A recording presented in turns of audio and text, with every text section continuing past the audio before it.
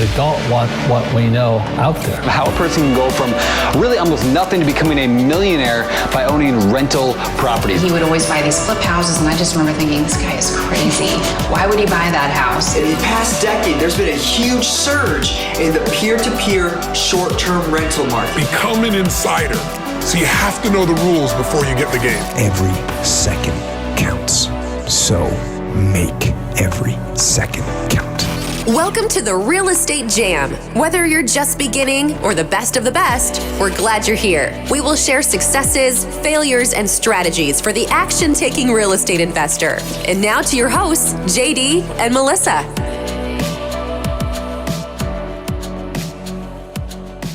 Hey guys, welcome to the Real Estate Jam podcast. I'm JD with my wonderful co-host, me, Melissa. How are you, Melissa? I'm good. I want to introduce.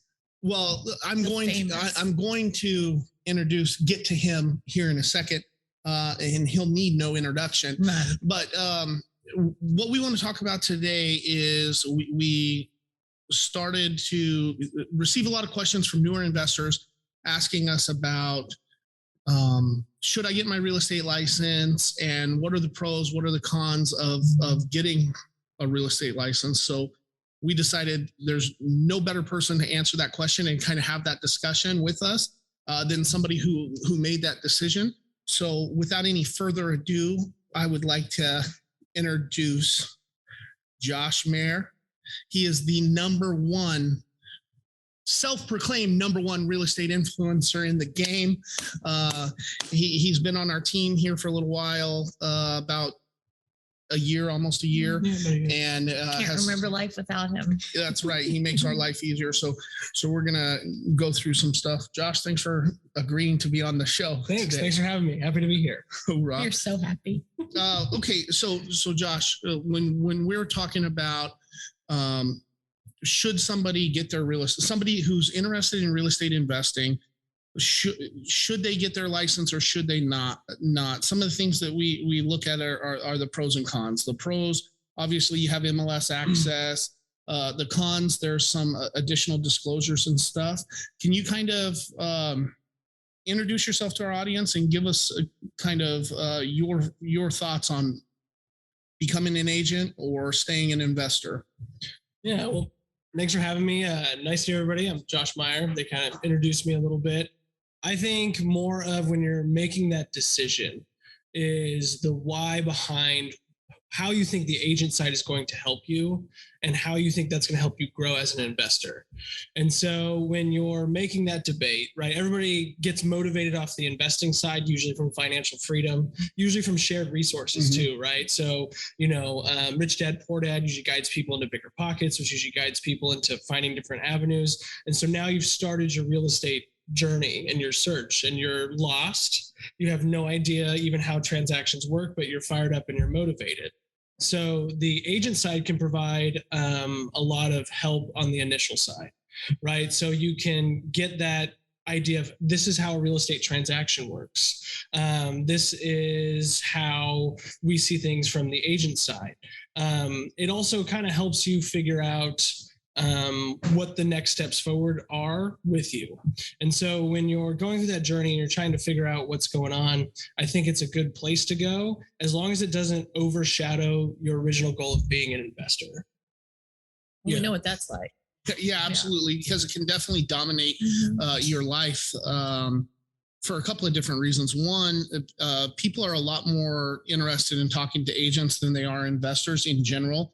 A lot of times the people that we're trying to help as investors are few and far between, but the people who want to sell their house, not necessarily need to sell their house, are plentiful. Sure. And so if you allow it, the agent side can really take over the investor side. I think though, before we go any further with that, Josh, I think it's important if you could maybe give our audience a little bit of your background and what led you up to the point where you wanted to make that decision to become an investor. Sure. So when we were talking about hurdles first, my biggest hurdle was I wasn't at a financial stability point where I was going to be able to pursue real estate investing full time and give up my W-2 income. So I moved out here to Florida as a paramedic. I had spent, the last 8 years or so working in medicine and all various kinds. And I came over here one, to move to Florida, but also to pursue real estate. And actually, that's how I got in touch with you guys, through Bigger Pockets. And so I was actually on the phone with Melissa in the parking lot of a plasma donation center where I was donating plasma to fund the real estate course. Because I wanted to go and I didn't know what the next action step was. And so I asked Melissa if I could come over and just intern. I was like, hey, I have no idea what I'm doing. I've read all these books. I just need someone to tell me, where and how to jump.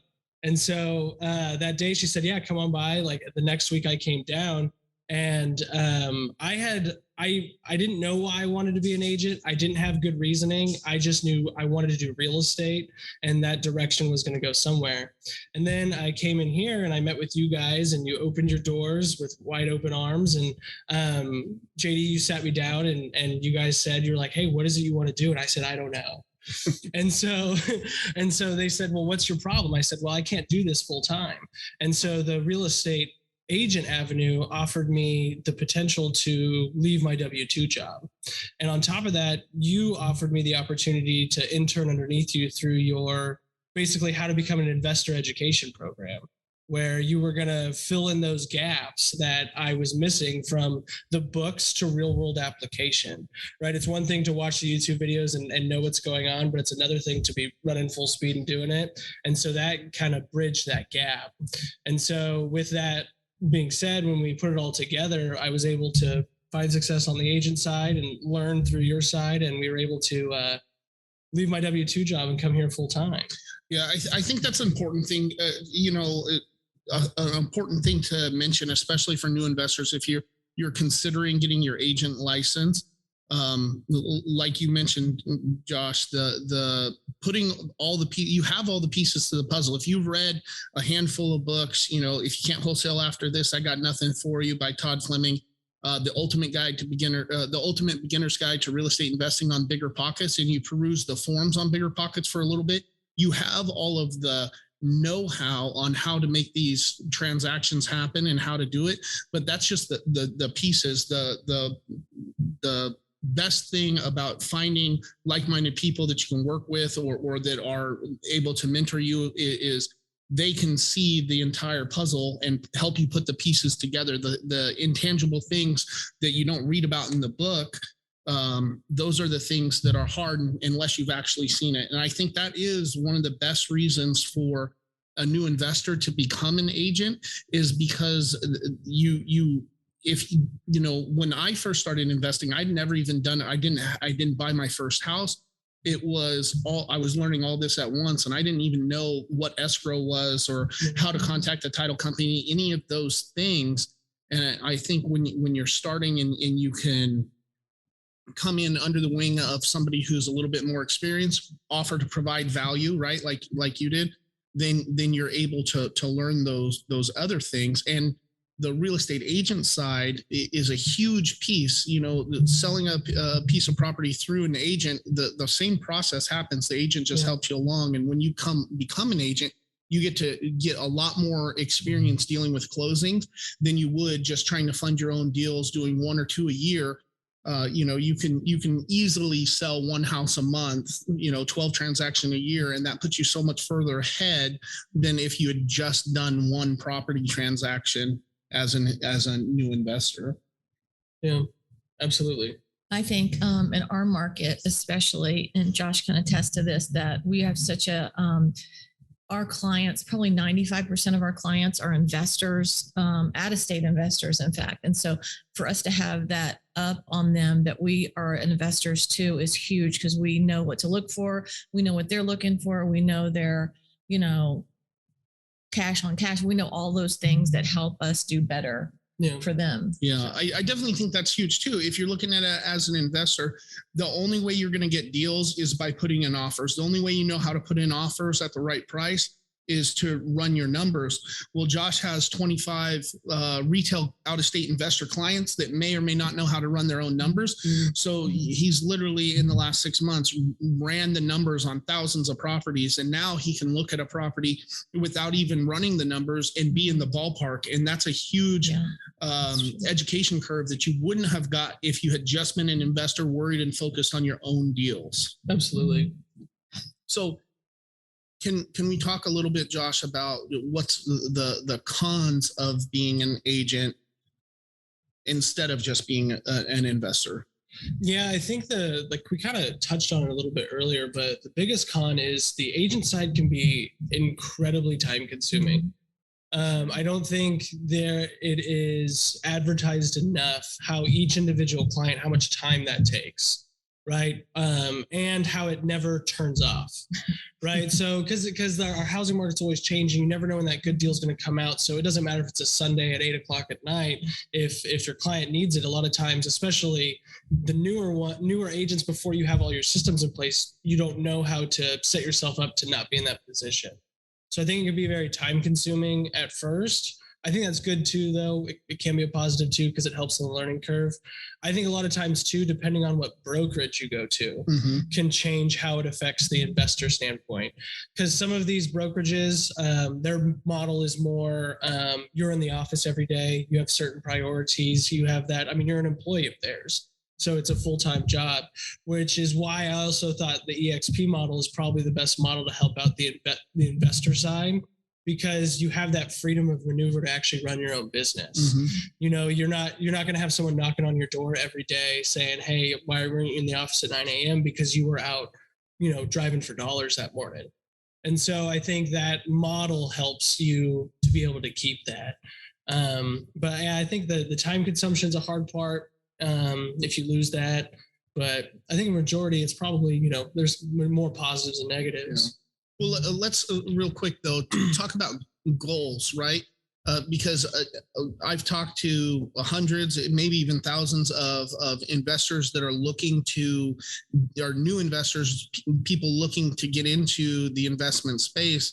And one of the things I always say, just like with our conversation, is, hey, what are your goals and how can we help you? And one of the number one things that attracts people to real estate is passive income and getting out of the rat race, not having to work for the man, and all of those kind of things. And I think another thing to keep in mind is when you're new and you're looking at becoming an agent to help you on your investment side, you have to find a brokerage that's going to help you. And that's another reason why that EXP model fits in with the investor mindset, because they have inherently built into their system the passive income through rev share and the getting your cap or the amount that you pay to your brokerage back through stock if you meet certain requirements and that kind of stuff. And I think the rev share, where you get a piece of all of the other agents that you bring on and in passive income, is a huge benefit to investor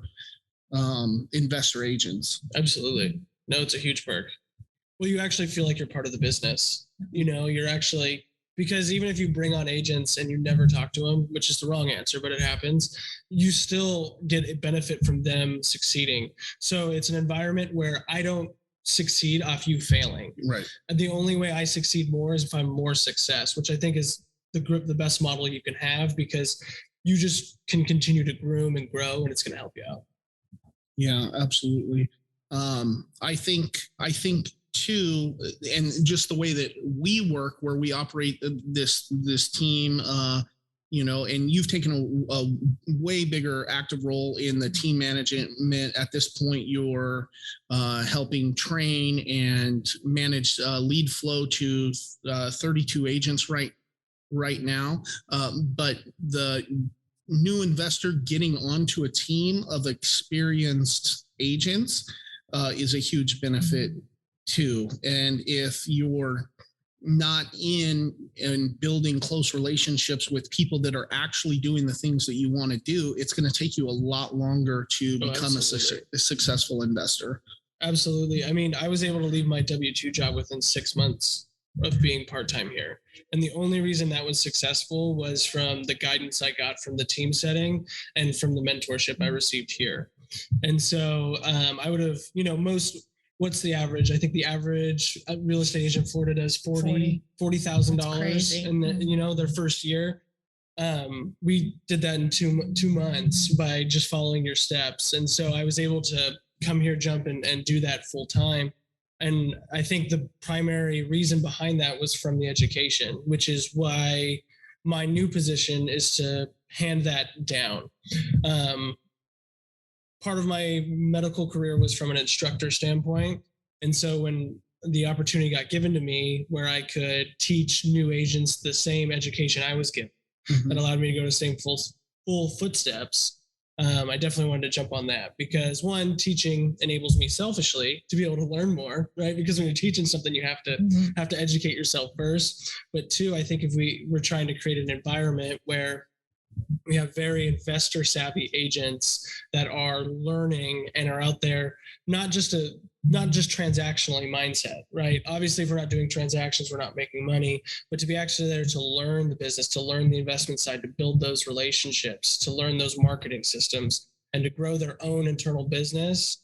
I think by building that education structure for those building blocks, I think it'll help us tenfold. And it also gives the new agent a fast track to getting to that quote unquote financial freedom. I call it more career freedom these days, right? The ability to control your day-to-day operations. So giving the agents that career freedom at a much more rapid pace. Sure.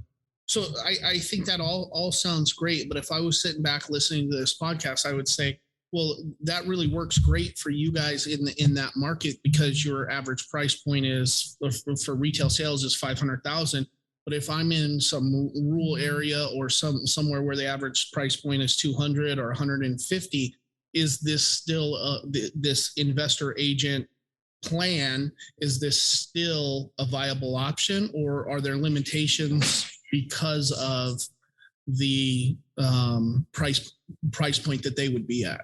No, not at all. The fun thing about real estate systems is they work anywhere, any neighborhood, any market, anywhere, any system, now any country, right? It's the same systems. It's lead acquisition, right? From marketing, converting, finding that, placing them, giving them the product, and then closing the transaction. It's the same process.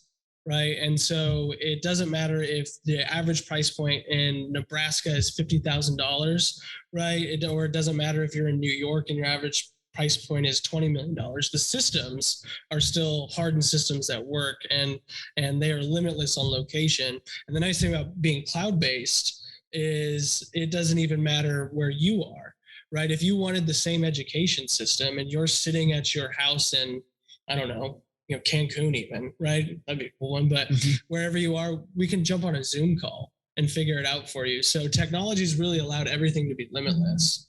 So yeah. I would say no. Yeah, I think that's important to say. And specifically with EXP, the cloud-based system before COVID, that's the model that they had, which allows for all of these great things. Now, what would the action steps that a new investor who wanted to become an agent, what are those action steps they would need to take to become an agent? What does that process look like? Because I'm sure a lot of people, especially those younger guys, they haven't even been told this is how you get your license and this is how you put it into play. Well, the first step would obviously be you got to get licensed, right? Doesn't matter where you are. State by state dependent is going to have different policies, different transactions, or not transactions, different education systems that are going to be required. So the first step would be doing your research to see what is required for you to have your license.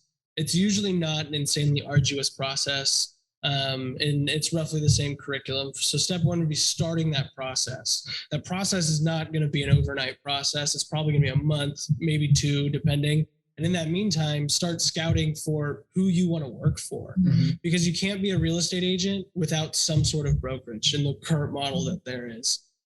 So if you are thinking EXP or you're thinking Coldwell Banker, I'd encourage you to go sit down with those folks. Go find your local people that are performing, right? And are doing a lot of transactions at the style of transactions you like, and sit down with those people. They'll open their doors, right? They'll go to lunch with you. They'll have a coffee with you. You just have to reach out to them. And then from there, I would say, then you're going to have to finish your education program, on board with whoever it is that you decided was the best fit for you and your career path. And that would kind of set you at least on your way. Yeah, absolutely. Okay, Josh. Well, I think there's a lot of information that we were able to share. If you were going to say, one piece of advice to a new investor / agent to get them going, or something that you wish you would have known, before you started, what's that one thing? Can I make it two things? Sure, you can do whatever you want. You are the self-proclaimed number one best real estate influencer of all time. Number one self-proclaimed. First step is jump. Go for it. You don't have to sell the entire farm to start real estate, but you do have to start doing something, right? You can read all you want, educate all you want, but if you're not actively engaging in something, even if it sucks and you fail and it's going to be an incredible learning experience. The second would be get organized from the start. Whatever system you go into, whatever it is, you're going to get busier than you think, faster than you think. Yeah. And so if you go in there kind of free, willy-nilly, like sticky notes all over your desk style like I did, you're going to get to a point very fast where you are in a disaster setting and completely overwhelmed. So I would say jump. And then number two is get organized from the get-go, because you'll thank yourself later. Yeah, it's a good advice. Okay, awesome. Well, Josh, number one self-proclaimed real estate influencer of the world. If our audience wanted to find out more about you, find out more about becoming an agent, or finding more about your brokerage or the brokerage you're a part of, where would you send them? So I am, realtors are usually easy to find on the internet, right? I'm sure. But I have my website, Joshua.Maier, at exp. Spell it. Last name Maier. I'm on Instagram and on Facebook. My Instagram handle's Josh.Maier Realtor. And I post pretty often. I'm trying to have fun on the reels. And if not, reach out by that or email or in my DMs. I'll get back to you. Also, Josh would like to talk about what happened last Tuesday. Last Tuesday? Yeah. You won an award. Don't be like that. Last Tuesday? Yeah. This past Tuesday. I won an award? Yes. Oh, our group award? Yes. Oh, so I don't know if you guys know this. For you locals here in Panama City Beach, you probably know. We have officially become not only self-proclaimed, but actual number one rated trivia team here in town. And that's not easy. Not easy. It's only taken us 6 months, at least 6 months to a year, but we finally got on top. That's right, Josh. Well, awesome, man. I'm glad you were able to make some time for us today. We really appreciate you sitting down for the podcast, and we look forward to checking in with you in about another year to see how much more successful you've become. Awesome. Thanks, guys. All right. Thank you for listening to the Real Estate Jam. We hope you enjoyed today's episode. For more information, check out our website, therealestatejam.com, or find us on Instagram, Facebook, and Twitter at The Real Estate Jam. If you have any questions, feel free to drop us an email at therealestatejam@gmail.com. See you next episode.